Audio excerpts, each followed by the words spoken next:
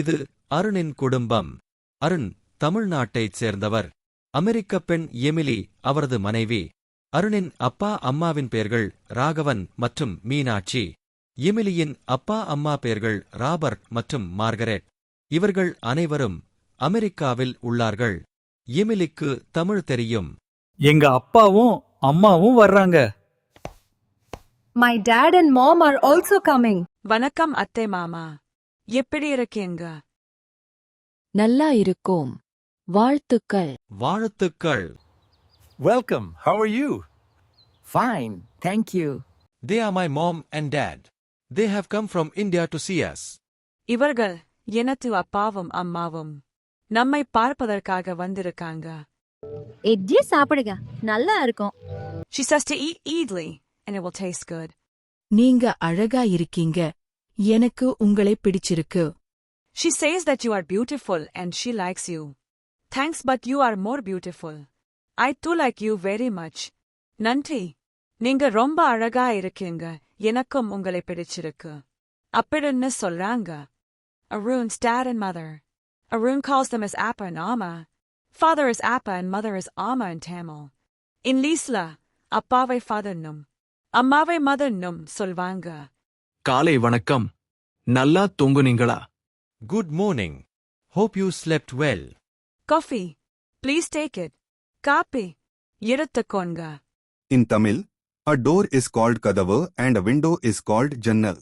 Tamil name for chair is Narkali and for table Meje. Let me try to say Kadavu, Jamnal, Narkali and Meje.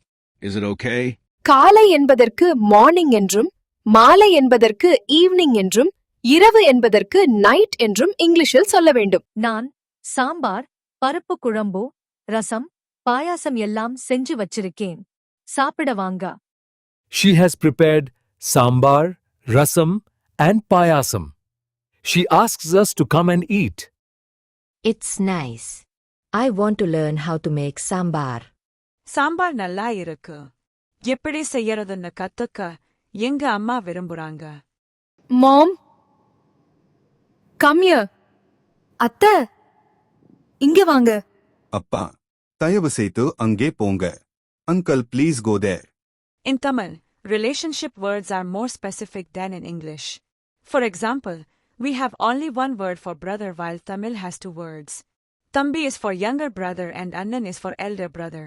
Akka means elder sister while Tangi means younger sister. All fathers and mothers' brothers are uncles in English, but in Tamil, Periyappa and Sittappa are father's elder and younger brother. Mama is mother's brother. In English, we use the verb as common for all people, but the verb is used in Tamil according to the age and respect. For an example, in English, we say, you come here or come here, but in Tamil, inge va is used with a younger person. Inge vanga is used with elder or respected or a group of persons. Ange po or ange ponga is used to ask a person to go there. To say, please take your seat, say தயவு செய்து உட்காருங்கள். To say, please stand, say தயவு செய்து எழுந்து நில்லுங்கள். ஓடுங்கள், நடங்கள், படுங்கள் are used for run, walk and lie down. பாட்டு என்றால் song. And for lesson, பாடம். கவிதைக்கு poem. Drama is நாடகம். Cinema is திரைப்படம். நாளை சந்திப்போம்.